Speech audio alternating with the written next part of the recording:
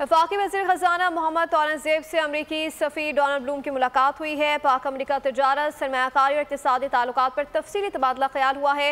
अमरीकी सफ़ीर ने पाकिस्तान में मुआशी इस्लाहात के एजेंडे के लिए अमरीका की जानिब से जारी ताउन को उजागर किया। मज़ीद जान लेते हैं नुमाइंदा ख़ुसूसी सलमान अवान से। जी सलमान, आगाह कीजिएगा। बिल्कुल, इस मुलाकात के हवाले से अमरीकी सिफारत खाने ने एक बयान जारी किया है जिसमें बताया गया है कि मुलाकात डोनाल्ड ब्लूम और वफाकी वज़ीर ख़ज़ाना मोहम्मद औरंगज़ेब के दरमियान हुई, जिसमें पाकिस्तान और अमेरिका के जो दो तरफा ताल्लुकात हैं उसके तमाम तर की एस्पेक्ट्स का जायजा लिया गया, जिसके अंदर खास तौर पर दो तरफा तिजारत, सरमायाकारी और मुआशी शराकत दारी जो है वो शामिल है।